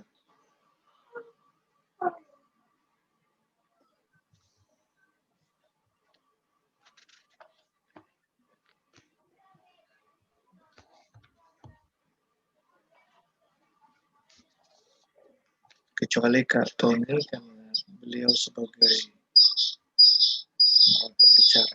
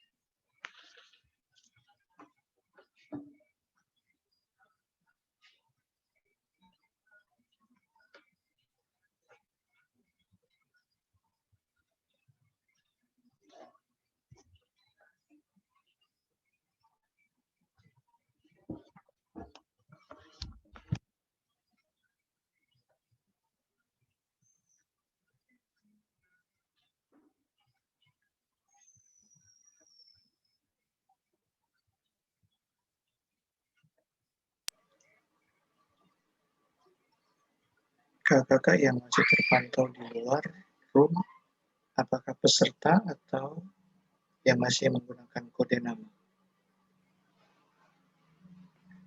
Apakah Anda peserta atau hanya pemantau saja?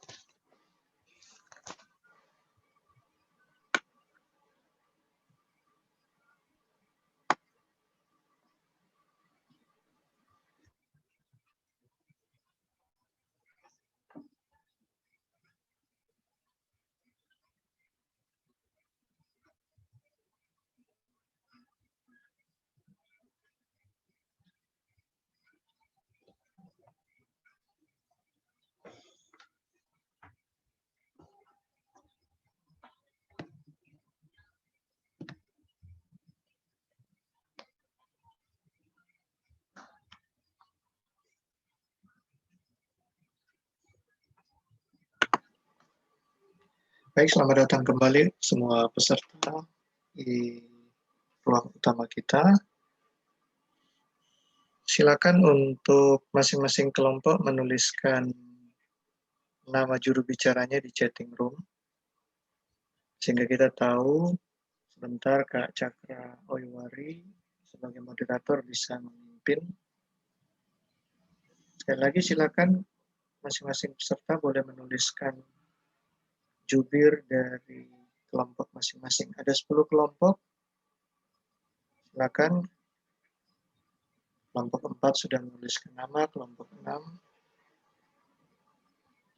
Saya serahkan ke Kak Cakra Oiwari. Silakan.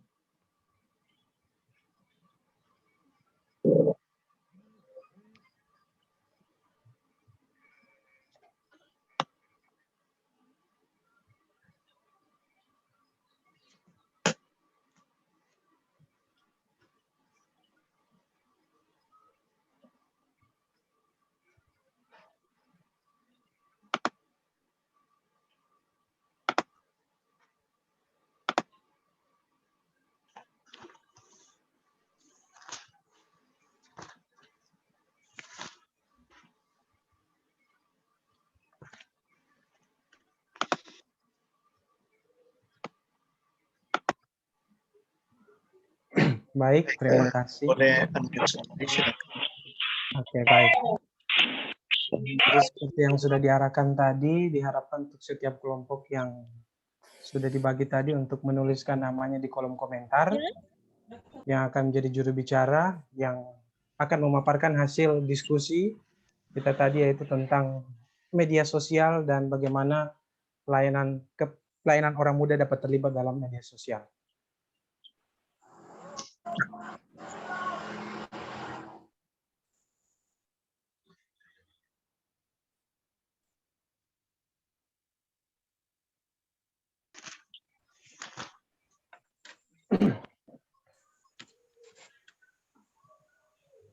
Di juru bicara pertama sudah ada itu.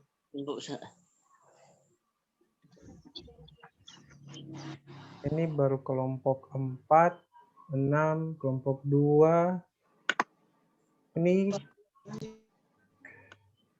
jubir dari kelompok berapa ini, Kakak Pendeta? Bisa tolong dikasih jelas? Sudah jelas ini namanya siapa, terus kelompok berapa?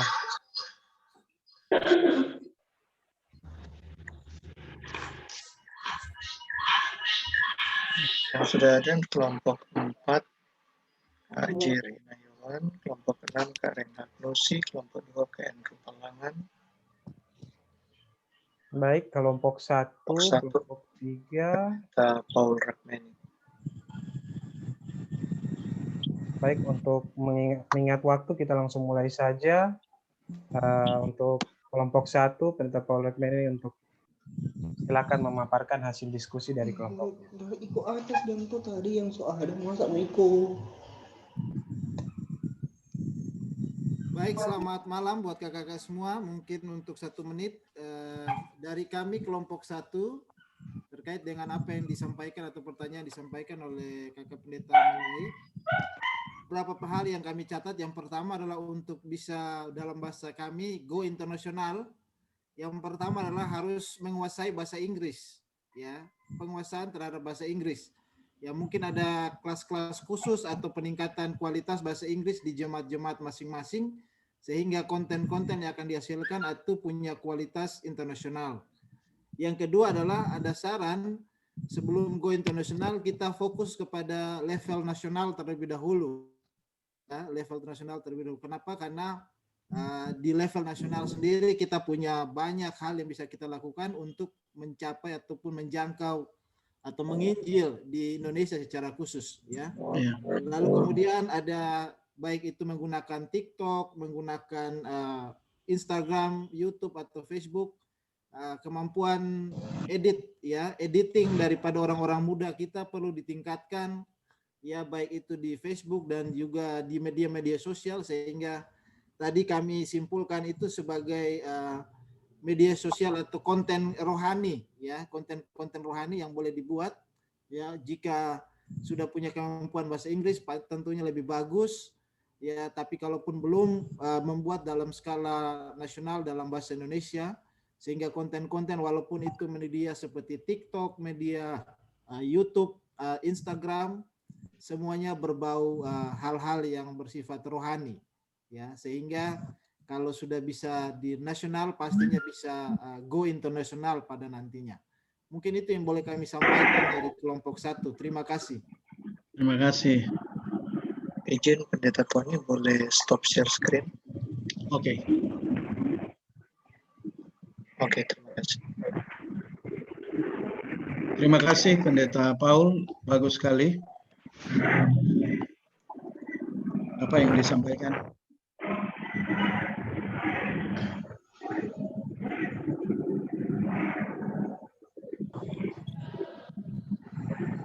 Baik, terima kasih atas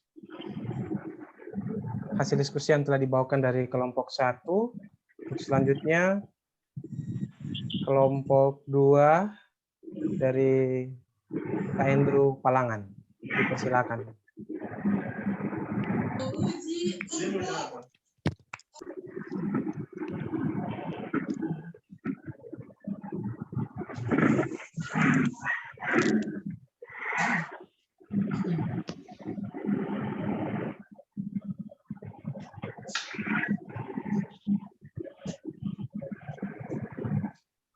Andrew, silakan. Boleh unmute sendiri.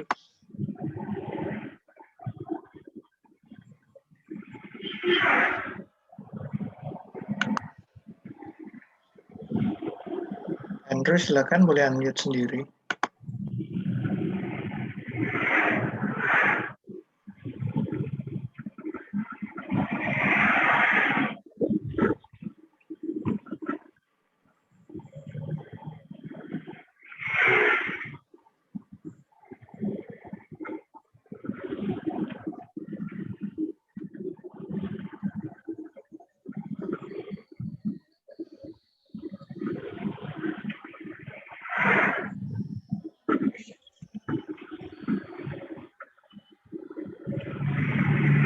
silakan.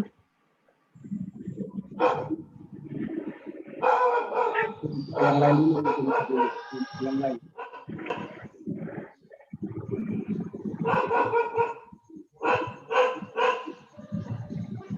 Andrew, silakan.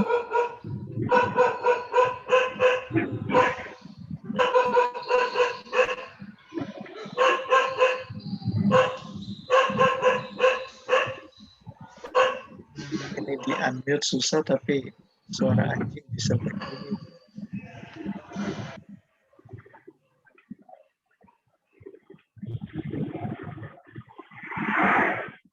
Kalau belum, kita ke kelompok yang lain dulu.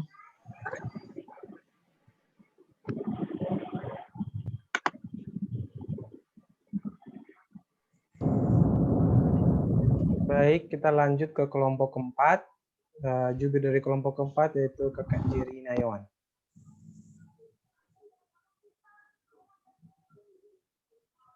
Dipersilakan. Kelompok keempat.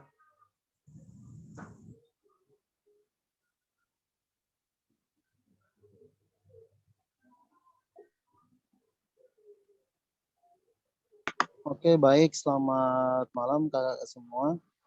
Terima kasih untuk kesempatan ini. Kami dari kelompok 4 tadi sudah berdiskusi. Memang materi ini sangat luar biasa. Kami sangat menyukainya. Terlebih bersoal tentang orang muda di laman sosial media. Jadi hasil diskusi kami adalah mungkin bisa menunjukkan gaya hidup yang baik, entah itu di kehidupan nyata di setiap hari atau di laman media sosial, atau ketika teman-teman bermedia sosial, entah itu YouTube kah, atau TikTok atau apalah dia media sosial itu namanya, harus punya standar gaya hidup Kristen. Jadi apa yang kita bagikan, apa yang kita tunjukkan melalui laman Facebook kita atau laman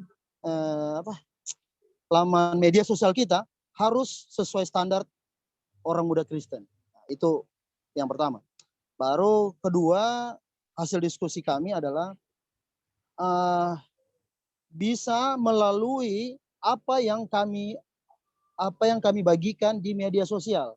Jadi apabila ada orang muda yang beracara dimanapun dia, dibagikan di laman media sosial, harus punya gaya atau kembali lagi di pertama, harus punya standar seperti orang Kristen. Artinya, entah dia punya acara di gereja atau beracara di luar gereja, orang pasti melihatnya, entah di laman Facebooknya atau yang melihat langsung. Jadi hasil diskusi kami adalah bisa melalui apa yang di-share di media sosial. Yang paling penting diskusi kami adalah bagaimana cara anak-anak muda kita atau kita yang punya visi untuk kemajuan anak muda, bagaimana caranya menciptakan konten kreator yang memang Kristen. Karena memang selama ini, jarang sekali kita dapati ada konten-konten kreator yang memang basicnya orang Kristen. Susah sekali mau dapat. Agak susah mau dapat bahwa kita punya begitu. Walaupun memang kalau dilihat dari di laman media sosial kita, banyak anak-anak kita, terlebih anak muda kita, yang memang sudah hebat-hebat dalam mengedit video, membuat videonya, bikin kontennya. Mungkin mereka harus punya sesuatu yang harus diberikan agar mereka tahu bahwa ini adalah konten kreator yang berbau Kristen. Jadi sebelum kita bukan mau copy yang jawaban dari kelompok 1, karena memang hasil diskusi kami adalah memang sebelum kita belajar ke dunia luar, lebih baik kita belajar di lokal. Jadi apabila anak-anak muda kita sudah diberi ajaran, sudah diberi pengajaran yang baik di dalam gereja kita, mereka diberi kesempatan untuk membuat sesuatu agar sesuai anak-anak milenial sekarang, kata Sir. Kenapa tidak? Agar supaya mereka bisa membuat konten-konten kreator, konten yang bisa orang melihat, supaya inilah kami orang Advent, orang muda Advent. Mungkin begitu kami, hasil dari kelompok 4. Makasih, Sir. Baik, terima kasih. Minta maaf tadi ada kesalahan, harusnya kelompok 3, tapi sudah langsung lompat ke kelompok 4. Tapi sebelum itu mungkin dari kelompok 2 Kakak Andrew Palangan bagaimana? Sudah bisa?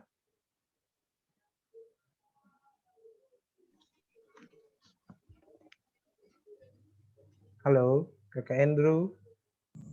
Oke, baik. Terima kasih. Jadi, terima kasih atas kesempatan. Jadi minta maaf tadi ada gangguan-gangguan jaringan.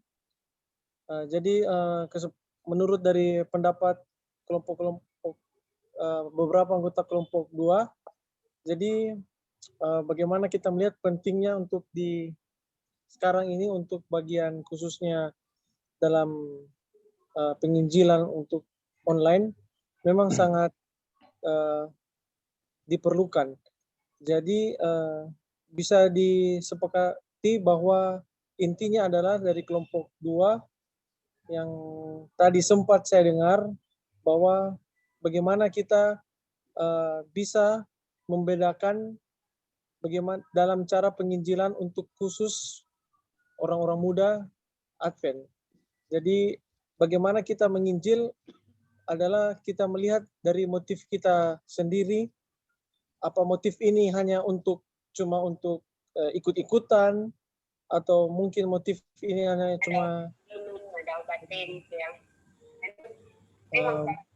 motifnya cuma untuk ikut-ikutan atau ikut-ikut tren, atau cuma karena dipaksakan. Tapi bagaimana kita melihat bahwa motif yang utama adalah memang untuk menarik jiwa. Sehingga ketika memang motifnya untuk pelayanan, maka dengan sendirinya pasti akan mengikuti bahwa penginjilan online dari orang-orang Advent khususnya bisa akan kelihatan bahwa pasti akan ada perbedaan di sana. Ya, mungkin juga untuk beberapa tanggapan tadi yang sempat saya dengar, alangkah baiknya kita juga menggabungkan atau memasukkan banyak ide-ide yang baru, kreativitas yang baru, sehingga penginjilan online dalam streaming tidak membosankan. Karena otomatis, karena apalagi di era pandemi begini, pasti bukan cuma 1-2 yang memakai jaringan online untuk penginjilan, tetapi hampir semua di seluruh dunia, bahkan sedikit-sedikit pasti online, live streaming, dan lain-lain. Dan disitulah kita harus banyak membutuhkan sumber yang banyak, rajin-rajin mencari apa yang hal-hal yang baru, sehingga akan terlihat nantinya bahwa memang ini akan menjadi perbedaan khusus bahwa oh ini mereka dari pemuda-pemuda Advent, oh ini mereka begini. Mungkin hanya itu yang bisa saya sampaikan. Terima kasih. Baik. Terima kasih atas tanggapan yang telah diberikan dari kelompok 2. Kita masuk pada kelompok 3. Jubir dari kelompok 3 yaitu Kakak Semi. Untuk kelompok 3 dipersilakan.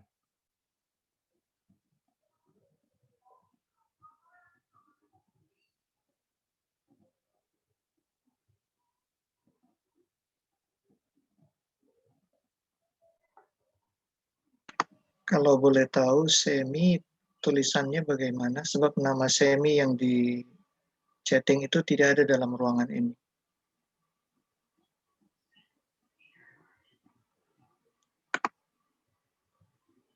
Oh, Sami. Oke.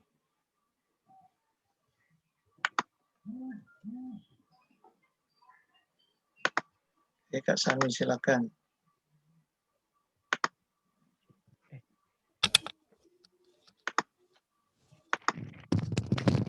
Baik, terima kasih atas kesempatan. Kami dari kelompok 3 mendiskusikan tentang bagaimana melibatkan orang muda jemaat di dalam mempengaruhi dunia, terlebih khusus menggunakan media sosial.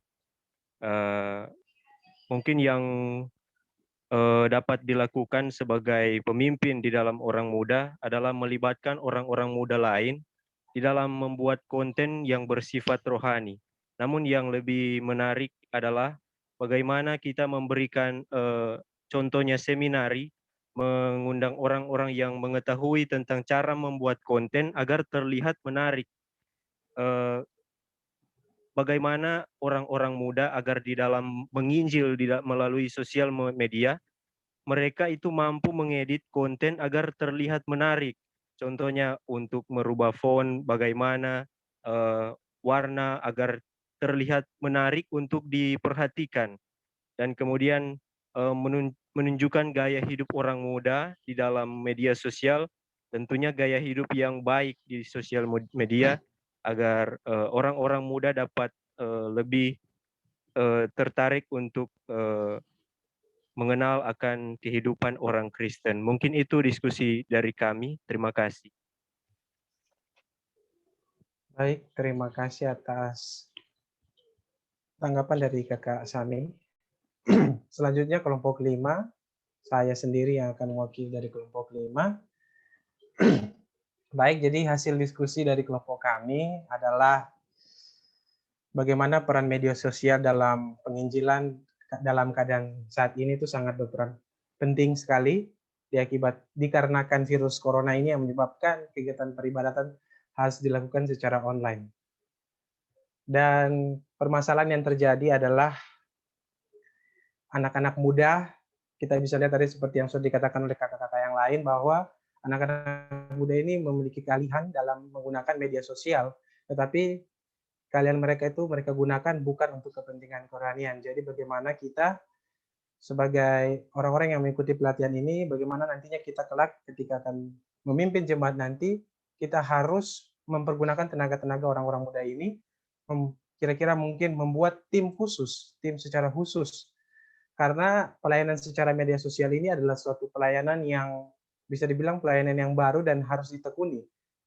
Karena seperti yang sudah kita tahu bersama bahwa sekali video di-share tentang hal-hal yang berbau kerohanian ini bukan cuma 1-2 orang saja yang melihat, tapi bahkan sampai seluruh dunia bisa melihat apa yang di-share oleh. Itulah sebabnya mengapa media sosial ini berperan penting sekali dalam pelayanan. Itulah sebab itu juga makanya kita harus mempergunakan anak-anak muda kita, melatih mereka, membimbing mereka untuk membuat konten-konten yang bersifat kerohanian yang tadi sudah disampaikan. Kira-kira itu hasil diskusi kelompok dari kelompok kami. Terima kasih.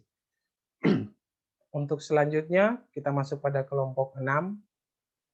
Juru bicara dari kelompok 6 yaitu Kakak Reinhard Nusi. Dipersilakan. Baik, terima kasih Kakak Cakra.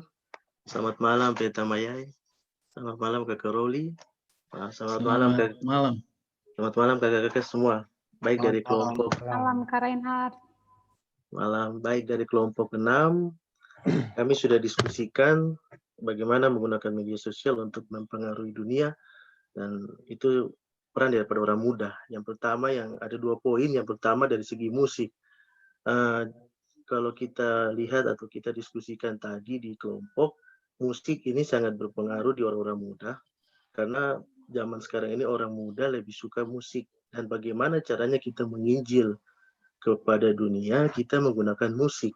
Musik sekarang ini banyak anak-anak muda, orang muda kita yang sudah melupakan musik yang orang Advent punya istilahnya. Mereka hanya menggunakan musik-musik yang istilahnya musik-musik dari luar. Mereka tidak menggunakan lagu Sion untuk menyanyi atau lagu-lagu himnal atau apa. Bagaimana musik yang kita ajarkan kepada anak-anak atau orang-orang muda kita di jemaat bisa mempengaruhi kita. Setelah kita ajarkan kepada mereka, kita bisa membuat video melalui aplikasi-aplikasi, kemudian kita masukkan musik-musik yang kita sudah buat, itu kita sudah ajarkan kepada mereka melalui KKR yang telah dilaksanakan atau dibuat setiap saat atau setiap bulan. Itu dengan penginjilan. Kemudian poin yang kedua adalah membuat grup di jemaat masing-masing. Sekarang orang muda di jemaat masing-masing jalan dengan diri sendiri. Istilahnya yang tahu sosial media, yang tahu edit video, mereka buat sendiri, tidak mengajak teman-teman yang lain. Bagaimana orang-orang muda di dalam kalau membuat grup, mereka kumpul jadi satu grup, kemudian mempunyai hobi yang sama, kemudian mereka bisa mengundang teman-teman mereka yang lain, kemudian kita bisa menggunakan pendeta-pendeta yang ada di jemaat untuk mengajarkan kepada mereka, dan hobi mereka yang sama itu kita bisa menggunakan anak-anak muda kita untuk mengajak teman-teman mereka yang lain untuk menonton bersama-sama, mengikuti kegiatan-kegiatan seperti ini, SYL, mengikuti KKR di Facebook, atau seminar-seminar di Zoom, karena hobi yang sama. Jadi biarkan anak-anak muda itu yang mengundang temannya. Dengan kita tidak perlu bikin grup, kita atur begini dan begitu, tidak perlu. Kita hanya buat grup, kita masukkan mereka di dalam, kemudian mereka yang kembangkan sendiri melalui hobi mereka. Dengan hobi mereka, mereka bisa mengajak teman-teman mereka yang lain. Jadi itu 2 poin. Yang pertama melalui musik, karena musik adalah hal yang sangat penting dalam kehidupan orang-orang muda saat ini, mempengaruhi segala aspek atau kepribadian mereka melalui musik. Dan yang kedua, membuat grup sehingga mempunyai hobi yang sama, sehingga dapat mengajak orang-orang muda dari dominasi gereja lain. Itu sangat mudah. Tidak perlu kita menggunakan hal-hal seperti doktrin dan apa, kita menggunakan hobi kita ajak teman-teman kita. Itu mungkin dari kelompok 6. Terima kasih, selamat malam. Terima kasih. Baik, terima kasih Kakak Reinhard atas hasil diskusi yang telah dibawakan. Mungkin sebelum lanjut, waktu kita sudah habis. Kalau kita lihat ini sudah lewat. Jadi bagaimana dari panitia? Apakah kita selesaikan semua kelompok ini atau bagaimana? Baik, kita selesaikan saja, Kak. Oke, baik. Terima kasih. Jadi untuk kelompok-kelompok selanjutnya yang akan membawakan hasil diskusi, saya berikan waktu 2 menit. Saya akan hitung di sini. Jadi untuk menyampaikan pendapat hanya 2 menit saja. Baik, kita lanjut untuk kelompok 7, Kakak Yakobus. Oke, jadi selamat malam semua kakak-kakak. Oke, malam. jadi sini kita sudah mendapatkan berbagai macam cara ketika kita menggunakan media sosial kita untuk melakukan suatu penginjilan, baik untuk di sekitar kita, bahkan bisa juga menjangkau dunia luar. Jadi tentunya melalui media sosial kita yang kita gunakan saat ini, bukan saja sebagai orang muda yang menggunakan, tetapi hampir semua orang tua juga menggunakan media sosial ini. Jadi pertanyaan, bagaimana kita bisa memberikan pelajaran atau menginjili mereka melalui media sosial yang kita gunakan saat ini. Mungkin kita boleh mulai dari keseharian kita, status-status yang kita buat, mungkin menggambarkan bagaimana kehidupan kita melalui status yang kita buat itu sebagai orang Kristen, hidup orang Kristen, bagaimana kita memberikan pengalaman-pengalaman hidup kita itu melalui status-status yang kita buat, dan juga media-media sosial yang kita gunakan, mungkin contohnya seperti TikTok, media Facebook, dan juga Instagram. Saat ini sangat banyak sekali yang menggemari, apalagi TikTok dan Instagram itu. Jadi bagaimana, mungkin yang pertama kita mulai dari kata-kata yang bisa memberikan motivasi. Jangan langsung kita mengeluarkan doktrin-doktrin begitu, langsung mengajarkan begitu, karena saya rasa ketika kita mengeluarkan hal-hal seperti itu, akan sedikit yang tertarik untuk melihat video kita. Tetapi ketika kita menggunakan hal-hal yang lebih berbau umum, yang mengubah kehidupan seseorang, memberikan harapan, tentunya mereka akan setiap hari penasaran untuk melihat sesuatu yang kita tampilkan itu, yang sesuatu yang kita upload itu di media sosial kita. Nah, ketika hari demi hari kita mulai perlahan-lahan memasukkan ajaran-ajaran yang benar, seperti yang diajarkan oleh gereja kita, dan sekira melalui seperti itu kita menggunakan media sosial yang baik untuk menginjili sesama kita. Mungkin itu dari kelompok kami. Baik, terima kasih atas tanggapannya. Kita lanjut kepada kelompok 8, Kakak Novianti. Baik, terima kasih untuk kesempatannya. Hasil diskusi dari kami kelompok 8. Jadi dari beberapa anggota kami itu memberikan masukannya karena sudah ada aplikasi dari masing-masing jemaat mereka. Jadi kami simpulkan yang pertama, untuk bagaimana cara pemimpin orang muda melibatkan orang muda. Ada yang share tentang akhirnya orang-orang muda itu dilibatkan dalam program, contohnya mereka belajar berkhotbah, kemudian hasil dari belajar khotbah itu mereka live di Facebook. Jadi itu pertama, kemudian kedua ada juga program-program pemuda Advent yang mereka share di Instagram mereka, kemudian diwajibkan kepada semua anggota pemuda untuk merepost kembali di status mereka. Jadi secara otomatis karena follower setiap orang-orang muda ini kan berbeda-beda latar belakangnya.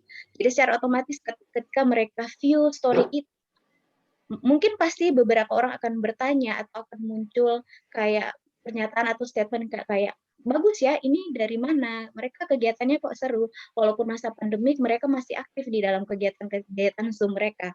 Jadi sempat ada Maaf, kegiatan. waktu 1 menit lagi.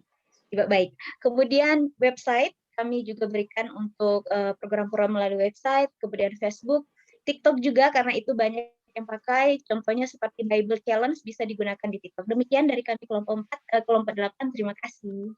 Terima kasih Kakak Novi. Untuk kelompok 9 saya lihat di sini belum mencantumkan nama. Oh, kelompok 9 Kakak Jurgen. Disilakan. Salam sejahtera untuk kita semua. Shalom, selamat malam. Selamat malam. Ya, terima kasih Kak Tony sudah menyampaikan materi dengan baik. Sebenarnya kami karena saking enaknya berbincang lupa kasih tahu siapa yang menjadi jubirnya.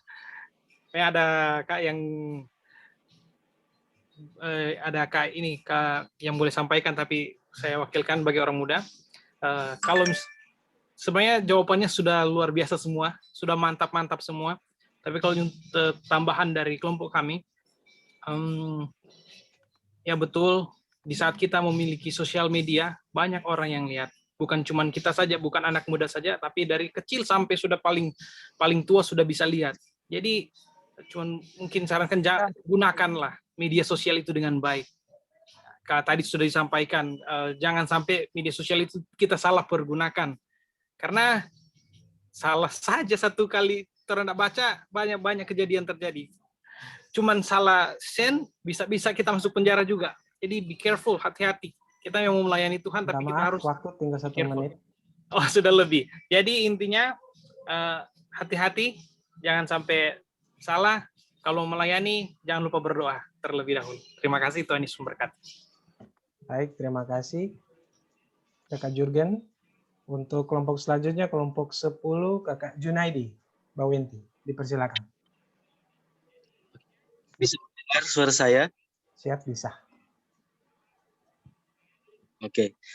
Dari kelompok kami melalui kesaksian, di mana kesaksian itu ada sebuah kelompok kecil di dalam virtual room, yaitu Zoom. Dalam grup ada namanya grup Yair, di mana terbentuk hanya dari 6 orang, akhirnya mencapai 100 orang, dan grup itu berkembang sampai di mana ada orang Malaysia masuk, dan ada banyak anak-anak Malaysia masuk, dan setelah anak Malaysia masuk ini, mereka membuat grup sendiri untuk meditasi Alkitab. Jadi tujuan dalam buat grup itu meditasi Alkitab, dan dari grup Malaysia ini terbentuk lagi grup Malaysia yang lain.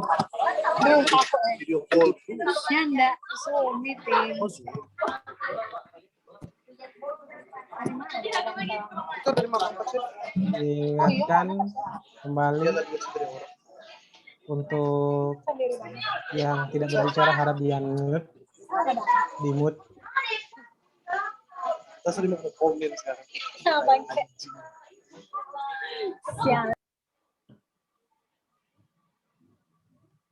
Oke, tinggal 1 menit lagi Kakak Junaidi, silakan, masih ada yang ingin disampaikan.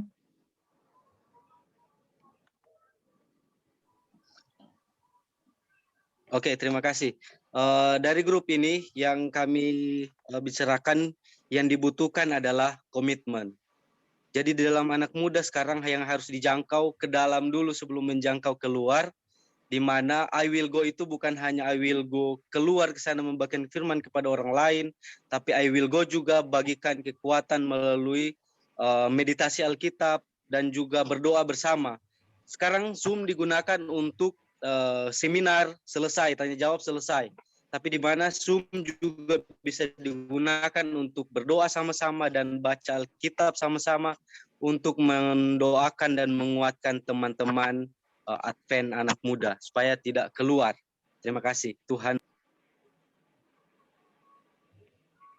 Baik, terima kasih dari kelompok 10 Kakak Junaidi yang telah membawakan hasil diskusi dari kelompok mereka. Demikianlah diskusi kita pada malam hari ini. Selanjutnya saya kembalikan kepada Pendeta Mayai. Mungkin ada closing statement yang mau diberikan, dipersilakan.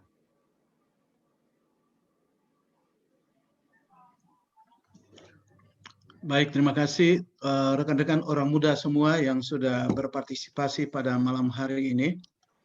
Terima kasih juga untuk sharing hasil diskusi yang saya mendengar semuanya sangat baik dan sangat cocok dengan materi kita pada malam hari ini. Kita bersyukur kepada Tuhan bahwa gereja sangat dibantu dengan perkembangan teknologi yang ada. Dan kita bersyukur kepada Tuhan dengan fasilitas media sosial ini. Ada banyak pekerjaan Tuhan yang tadinya kita berpikir bahwa tidak mungkin kita lakukan, tapi dengan pertolongan Tuhan, penginjilan dapat dilaksanakan. Tadinya kita tidak berpikir bahwa kita bisa membuat penginjilan lewat KKR online. Tapi ada banyak jiwa yang telah diselamatkan lewat kegiatan-kegiatan penginjilan online, dan itu adalah perkembangan terkini. Melihat kepada kebutuhan orang-orang muda bahwa mereka perlu untuk mendapatkan perhatian, mendapatkan dukungan, mendapatkan support dari semua senior yang ada dan orang-orang tua di jemaat, maka kita perlu untuk fasilitasi. Terima mereka, dengar mereka, berbagi pengalaman, kasih dengan mereka, berdoa dengan mereka. Dengan demikian mereka akan kuat di dalam gereja, dan apapun tantangan yang kita akan hadapi dengan perkembangan-perkembangan yang ada, maka orang-orang muda mereka akan tetap tinggal di dalam gereja. Dan mereka akan berkontribusi terhadap pelayanan pekerjaan Tuhan. Jadi intinya di sini, teman-teman orang muda, kakak-kakak semua, kita perlu peka dan memberikan perhatian. Kita memberikan perhatian dan dukungan kepada adik-adik kita. Fungsikan gereja sebagai pusat pelatihan untuk mereka. Tuhan memberkati kita semua pada malam hari ini. Terima kasih. Amin. Puji Tuhan, terima kasih buat hamba Tuhan Pendeta Tony Mayai yang sudah memberikan seminar kita pada malam hari ini. Dan tetap semangat kakak-kakak dimanapun berada, kita sudah mendapatkan motivasi dan menjadi bekal untuk kita menjadi pemimpin bagi para orang muda, untuk membawa para orang muda lebih dekat pada Tuhan. Dan kakak-kakak, pada malam hari ini kita akan mengakhiri kegiatan kita dengan doa tutup, dan doa tutup akan dibawakan oleh Pendeta Febri Sanjaya.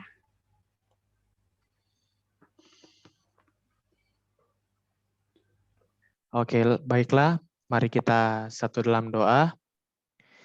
Allah Bapa kami yang bertata dalam kerajaan surga, puji dan syukur kami panjatkan kehadirat-Mu karena Engkau adalah Allah kami, Allah yang mengasihi kami, Allah yang selalu melindungi dan menjaga kami.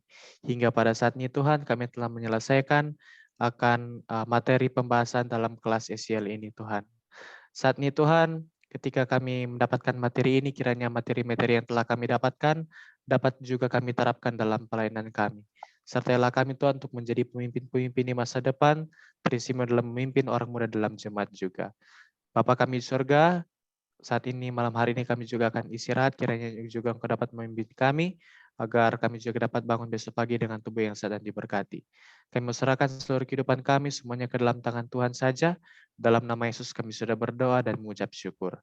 Amin. Terima kasih Pendeta Febri Sanjaya, Tuhan memberkati. Dengan demikian kita punya seminar kedua SCL pada malam hari ini telah berakhir. Waktu selanjutnya kami serahkan kepada panitia untuk ruang pengumuman.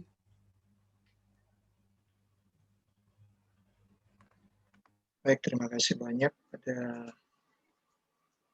semua yang telah mengambil bagian pada malam hari ini, khususnya Pendeta Tony Mayai sebagai presenter kita yang luar biasa. Kakak-kakak, berapa di antara kita yang mau mengucapkan terima kasih, boleh dengan melambaikan tangan, boleh menunjukkan jempol atau tepukan tangan atau ikon hati. Terima kasih banyak Pendeta Tony, presenter yang luar biasa pada malam hari ini. Terima kasih untuk Kak Ratna, Kak Cakra, Kak Febri, kemudian semua yang telah mengambil bagian pada malam hari ini. Sebagai pengumuman, kita ada kelas pada hari Kamis juga nanti. Cara adalah Pendeta Bandel Runturambi, Direktur Pemuda Advent untuk wilayah KSSPT. Demikian pengumuman kita pada malam hari ini. Mohon maaf karena waktu kita sudah sangat lewat, dan kita berharap pada pertemuan berikut kita bisa mulai tepat waktu. Yang mengambil bagian akan dihubungi dan boleh mempersiapkan diri. Terima kasih kakak-kakak, silakan buka kamera masing-masing. Kita akan abadikan pertemuan kita pada malam hari ini. Di saya ada 5 layar. Silakan on kamera kakak-kakak.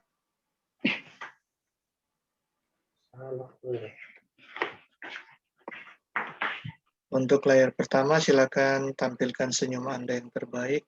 1, 2, 3. 1, 2, 3. Layar kedua, tetap senyum kakak-kakak karena Anda tidak tahu Anda ada di layar keberapa. 1, 2, 3. 1, 2, 3. Layar ketiga. 1, 2, 3. 1, 2, 3. Layar yang keempat. 1, 2, 3. 1, 2, 3. Kemudian layar yang terakhir masih tetap senyum. Silakan buka kamera. 1, 2, 3. 1, 2, 3. Terima kasih kakak-kakak semuanya. Demikian kelas kita pada malam hari ini. Ditunggu kakak-kakak punya tugas. Nanti linknya akan dibagi di Telegram masing-masing. Di Telegram grup kita ya.